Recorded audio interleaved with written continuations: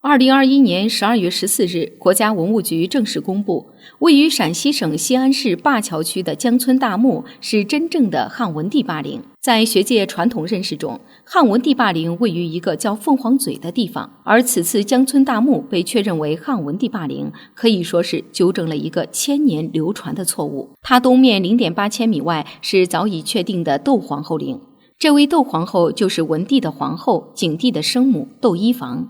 她西南2000米外是南陵，墓主就是薄太后，也就是汉文帝的生母薄姬。让人不解的是，薄姬贵为太后，理应与丈夫刘邦一起葬在位于咸阳宫旧址的长陵，可为何会葬在了与儿子汉文帝的霸陵相邻的南陵呢？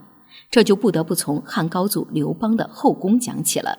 欢迎来到红颜丹青频道，本频道主要讲述历史上的一些著名女性的传奇人生，品读经典人物，感悟别样人生。本集主讲人为您带来西汉薄太后薄姬的故事。薄姬今江苏苏州人，是汉高祖刘邦的嫔妃，汉文帝刘恒的生母。据《史记外戚世家》记载，薄姬是私生女，她的父亲姓薄，是个吴人。薄姬长大后先是嫁给了魏豹，他是秦末群雄之一，早期投奔陈胜，后来自立为魏王。魏豹背弃了和刘邦的盟约后，转而与楚王项羽联合，自立一方。刘邦对此十分愤怒，派人袭击俘虏了魏豹，把他的魏国改作郡地。薄姬则被罚作刘邦汉王织造府的织工。刘邦一次来到织造府，看见薄姬颇有姿色，便将她纳入后宫。刘邦的后宫美女如云，很快就把薄姬忘记了。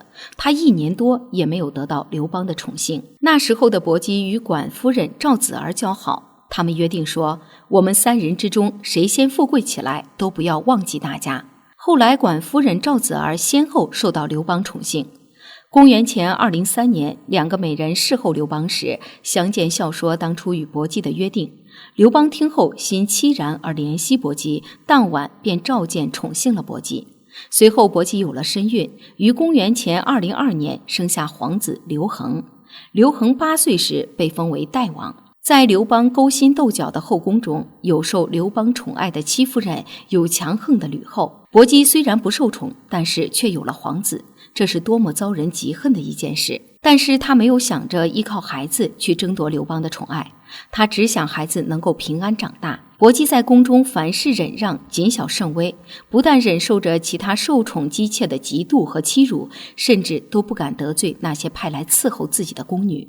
虽然身为刘邦的姬妾，皇子的生母，薄姬却本分守己，几乎透明一般存在于后宫。刘邦去世，吕后因为曾经的新仇旧恨，残忍地将戚夫人制成人质，宫中姬妾人人自危。吕后将这些女子扣押在宫中，不准她们到封地上见自己的儿子，也不准回到家族中去，反而是当初不受宠的薄姬得到了吕后的厚待。吕后感念薄姬命运坎坷，封薄姬为代王太后，还专门派人一路护送薄姬到她的儿子代王刘恒的封地去。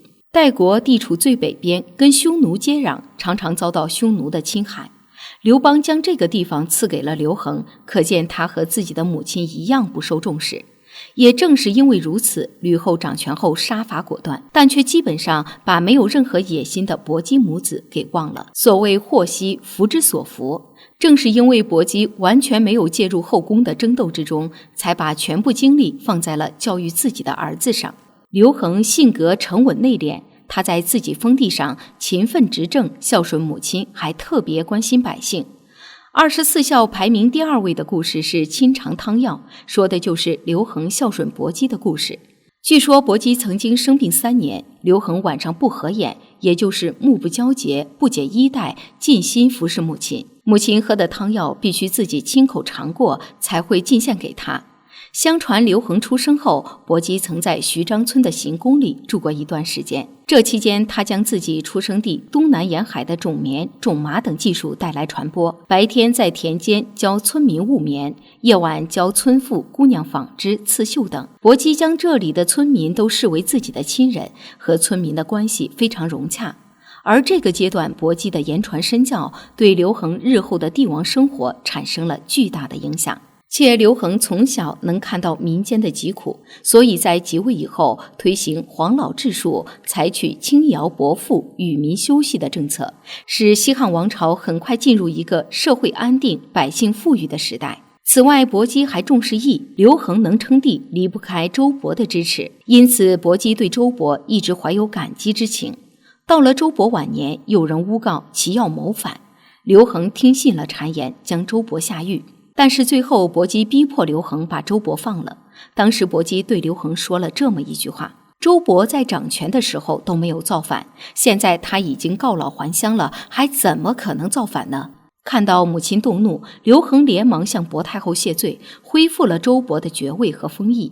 从后来的历史发展进程看，薄太后此举不仅救了周勃，还救了他的孙子汉景帝刘启。七国之乱爆发后，正是周勃的儿子周亚夫带兵平定了叛乱，使得文景之治得以延续。汉文帝死后，皇太子刘启即位为汉景帝，尊生母窦皇后为皇太后，祖母薄太后为太皇太后。在薄太皇太后之前，只有吕后一人在生前成为皇祖母，但吕后没有称太皇太后，故薄太皇太后是中国历史上第一位太皇太后。提起刘邦的后宫，人们首先想到的是两个菏泽女人的战争，来自定陶的戚夫人和来自单县的吕后斗得不可开交，而对一切淡泊的薄姬反而成为最大的赢家。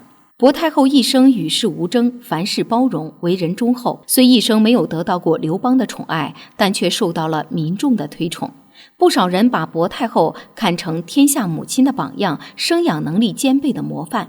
相对于在刘邦身边的日子，薄太后其实更喜欢的是在代国的岁月。虽然代国时不时地受到匈奴的侵扰，但是毕竟远离了后宫的刀光剑影，她和儿子生活得很舒心。薄太后于公元前155年6月9日去世。此次南陵的考古发掘中，出土了有明显异域装饰风格的金银饰品，经考古人员鉴定，就是来自代国。薄太后墓相较于同时期的中原王室汉墓相比，有其特殊之处，大量精美金器的出土引人惊呼。薄太后历经几任皇帝，同时期以及稍后的帝王陵墓陪葬品都较之逊色不少。从现存于汉景帝阳陵博物馆的王陵出土物来看，造就文景之治的两位皇帝的陪葬品都以陶制的人俑、动物俑为主，除此之外还包含铜镜、印章和刻字、泥封等等，甚少出现金器，也难怪薄太后南陵被认为抢足文帝风头。